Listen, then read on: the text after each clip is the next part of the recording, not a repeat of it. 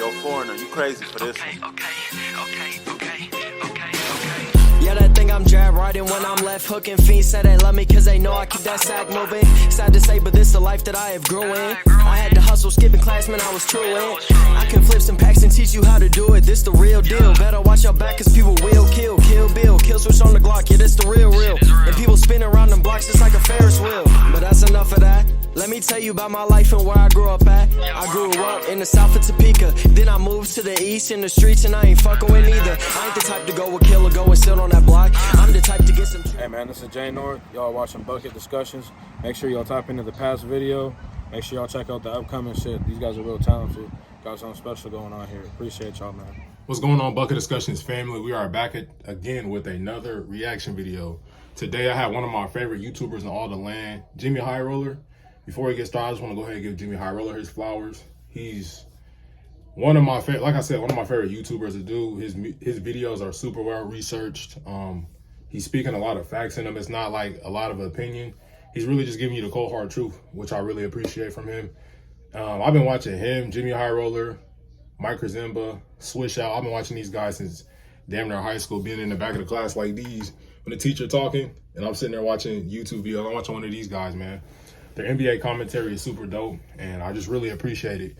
Anytime any of these guys drop, especially Jimmy, because they don't drop often, but when they do drop, it's like, oh, I got to tap in. It's always quality over quantity with these guys, which I really appreciate. So today we got, can you buy an NBA championship? This is an interesting question because we're seeing a lot of teams really try that formula and it's not working, but we're seeing teams going ahead and building their championship teams and it's working. So can you really shortcut the process? I'm interested to see what Jimmy thinks. Without further ado, let's go hop straight into the video right now.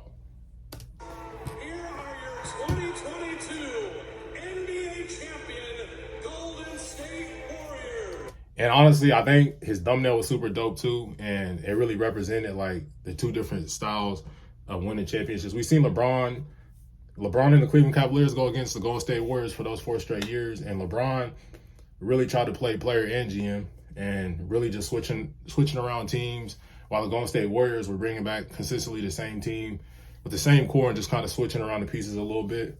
So I feel like LeBron playing against the Golden State Warriors this year on opening night, while the Golden State Warriors were getting their championship rings, I feel like it was real interesting, and I feel like it was just, it might have been like showing that, nah, you can't really necessarily keep doing what you're doing, LeBron. You have to build your championship team. So I thought that was super dope.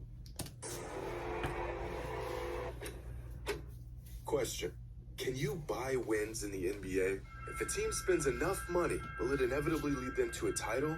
I asked these questions because a couple weeks ago, news broke that the Warriors had signed their up-and-coming star Jordan Poole to a 4-year extension worth $123 million. And then shortly after, it was announced that Andrew Wiggins also agreed to a 4-year extension with the Warriors for $109 million. 2 9-figure deals dished out on the same day by the same team. But neither Poole or Wiggins are the highest paid players on the Warriors. That would be Stephen Curry, who's also the highest paid player in the entire NBA. And then Klay Thompson, and then Draymond Green, and then Jordan. And I didn't realize Cuz was making 40 mil. Hey, it's well deserved though. I will not deny. Just these 5 players combined will make a mind-boggling $174 million in the 2023-2024 NBA season. For perspective, when the Warriors assembled arguably the greatest team ever in 2017, the entire team had a payroll of just $101 million. The Warriors are handing out more We're in their corner and on it because they're looking. Honestly, that's what happens when you're building a championship team though. Like after everybody succeeds and reaches their goals and you guys are winning championships, everybody's gonna want that money. I know a lot of people think, oh, hometown discount. No, you still gotta pay these guys, man. These are great players. Jordan Poole, Steph Curry, obviously. Andrew Wiggins, he bought out last year, definitely earned himself some money. Then Klay Thompson. Right now, he's still kind of coming back from those 2 crazy injuries, but Klay Thompson, he's definitely earned his paycheck. And then Draymond Green, I'm not gonna say he hasn't earned his contract, but he's probably gone after this year, but we'll see. Than any other team in NBA history in order to retain their spot as the best team in the league. And so far, it's looking like a great investment. So, I'll ask again, can you buy a championship in the NBA? Well, There's really only one way to find out. This is a very great question, especially seeing how the NBA has played out over the last decade. Usually we see the GMs and the owners and everybody trying to put teams together, but ever since, and I know LeBron didn't start this, but LeBron really is the leader of the player empowerment movement, everybody says, and he's really trying to put his own team together and stuff like that. So let's go see what Jimmy has to say, man. Like I said, his videos are super well researched, super in depth. So let's go and get back into it. Today's video is brought to you by SeatGeek. A new NBA season is upon us. Hey, we're looking to get a sponsor sometime very soon, man. So let's go ahead. I'm looking forward to that. But SeatGeek, man, tap in. But we're gonna go ahead and skip this. He is unanimously the best player on the planet. And in his first season with the team, he made $14.5 million from his NBA salary. At the time, this was a nice big contract for the league's premier superstar. But times have changed.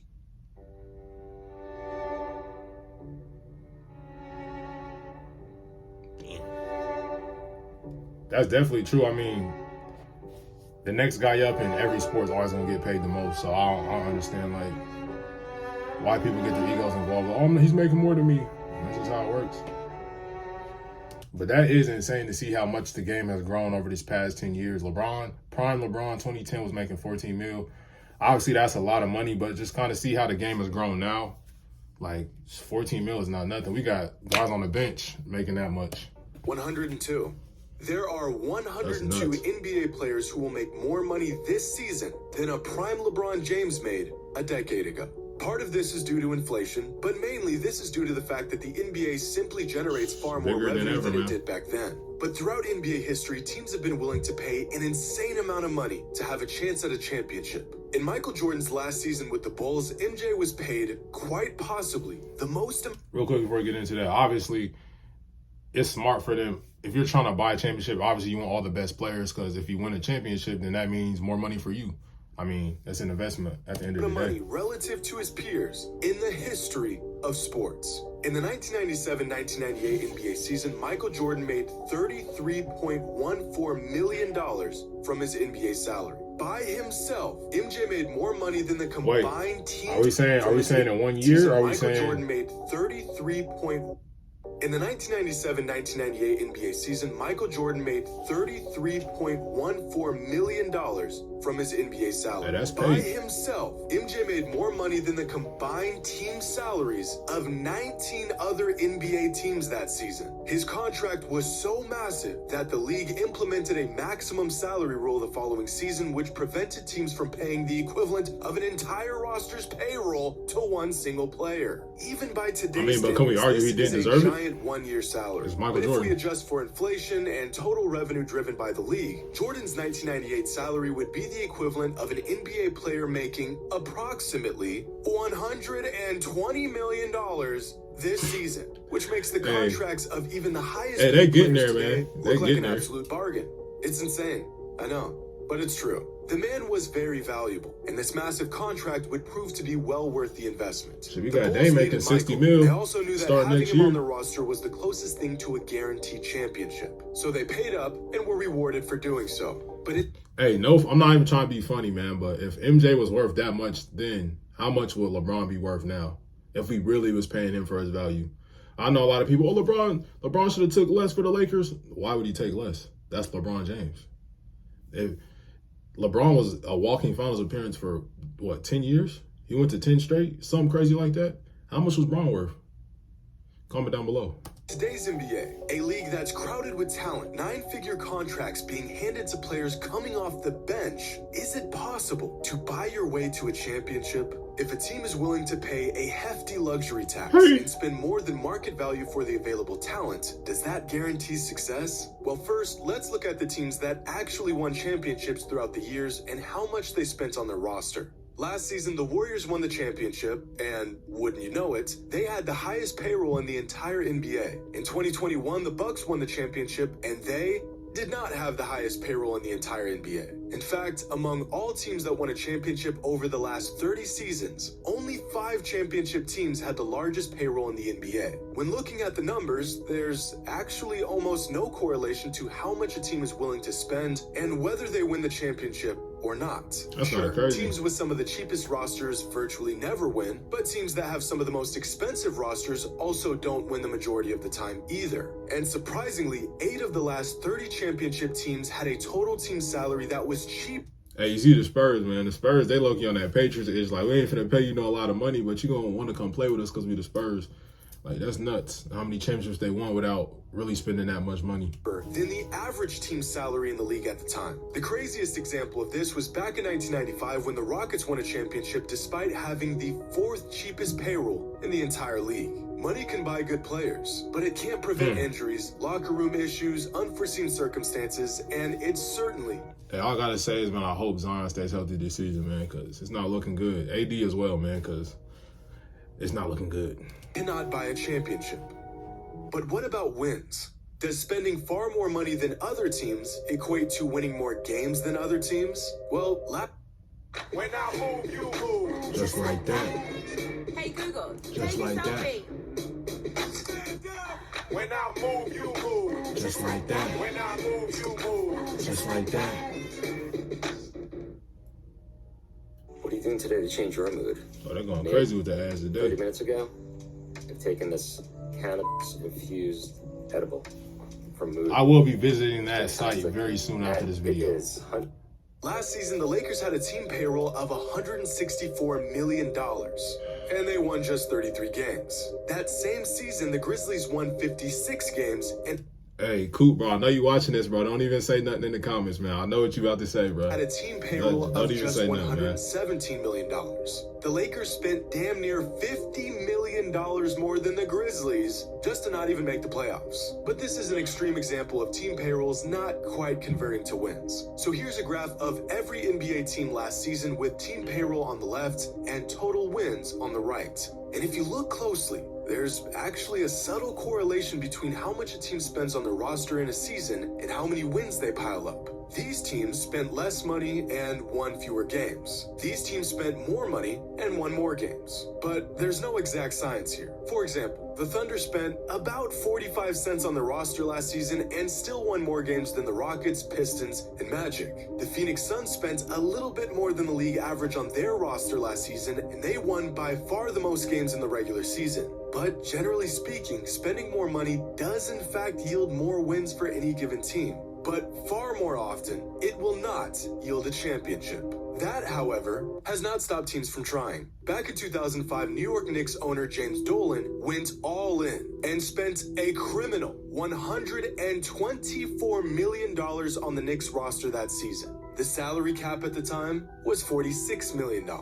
So with the roster payroll that dwarfed the league's salary cap, Dolan paid the league a mind-numbing $62.3 million in luxury tax in hopes that his wealth would grant him back.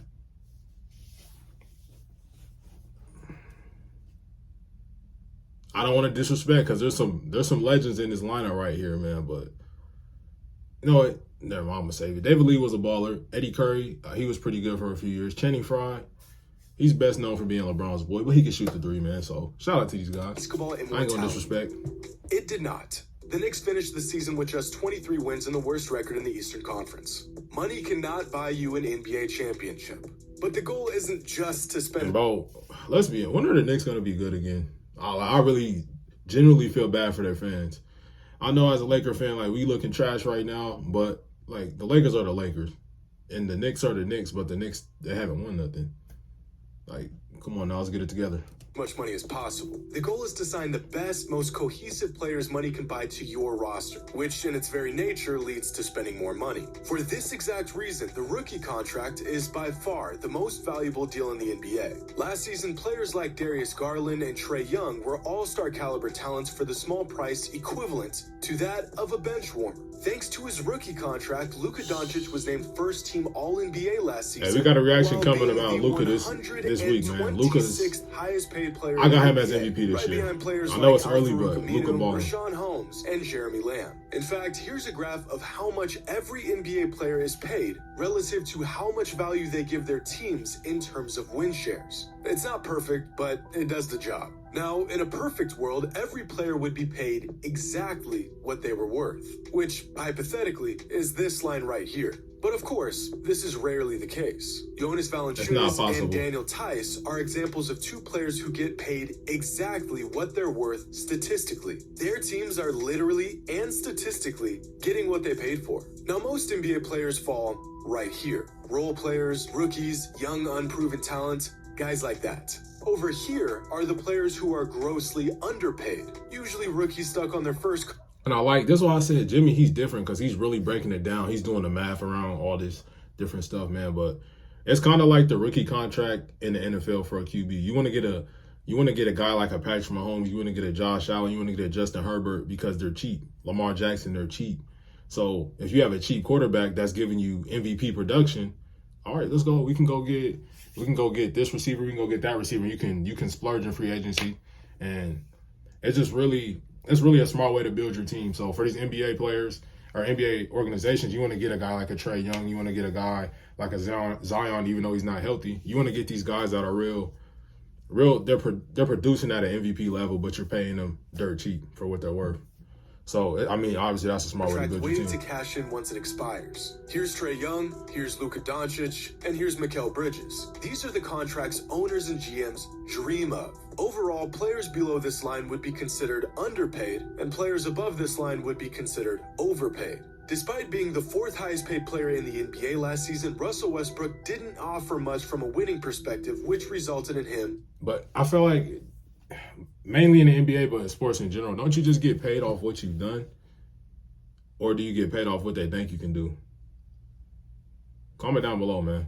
Landing here. According to the numbers, and injured players aside, the most overpaid players in the league last season were Russell Westbrook, Kemba Walker, and Blake Griffin. Their impact on winning is slightly above that of an average player, but they're all getting paid like the NBA is different, though. The way they hand out money, it's nuts. You would never say that Giannis Antetokounmpo is overpaid, and yet he's way up here. Same goes with Nikola Jokic, Kevin Durant, Joel Embiid, and LeBron James. In fact, most above average NBA players would be considered overpaid relative to the rest of the league, because you're either good enough for ownership to keep you around, which allows you to make demands regarding your contract, or you're just below average, making you completely replaceable, virtually making it impossible to negotiate a decent contract, and you'll just take what. Because I feel like there's players that are like, obviously we have the superstars of the world, but we also have players like a JaVale McGee. I think JaVale McGee is like one of the best bargains in the league. If you can get him on your team, bro, for what he's going to give you production-wise and just being a solid starting center, that's a guy I'll take on my team any day. But then you have people like just having them on your team just boost your whole organization, like a LeBron, like a Jokic, like a KD. Like, I feel like there's two different levels. But then we also have players coming off the bench getting paid $140. Like, it's nuts. $140 mil.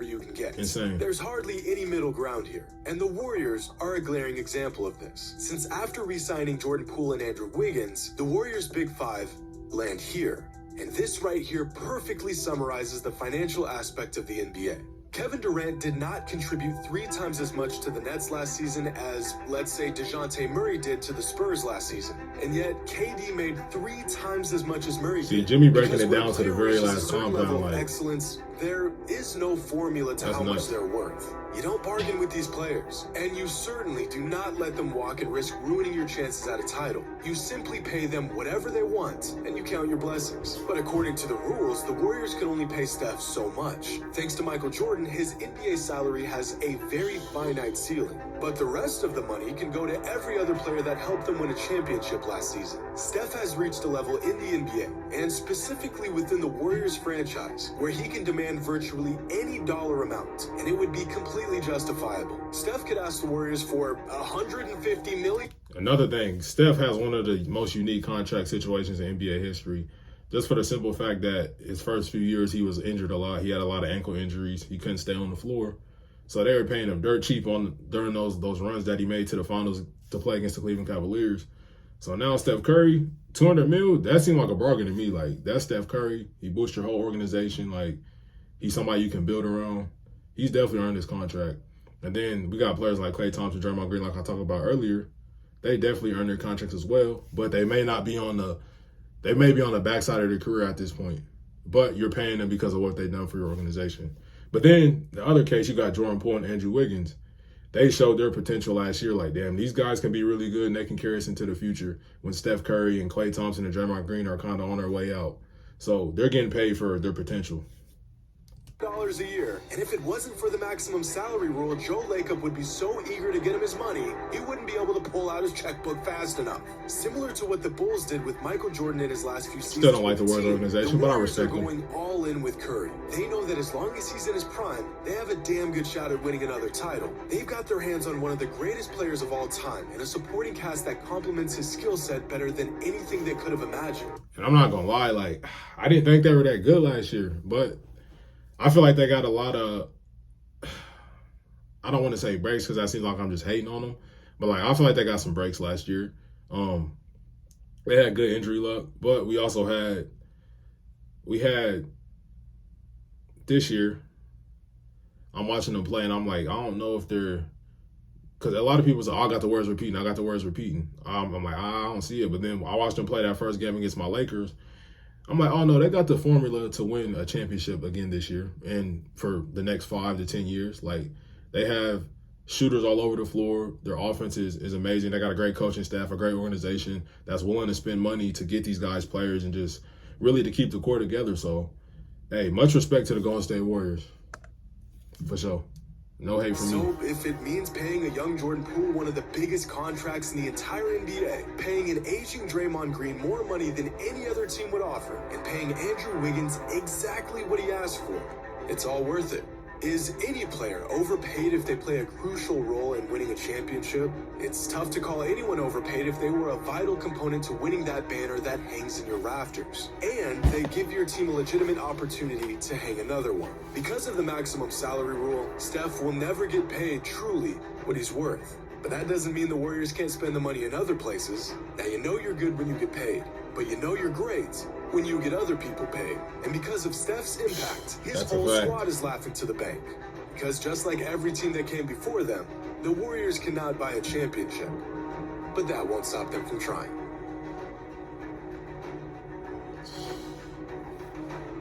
Another great video from the amazing JxmyHighroller, man. Shout out to you, man. You amaze me every time I watch your videos. But he just made a very valid point at the end there. Like, when you're getting other people paid, like, you're really that guy. You're really him.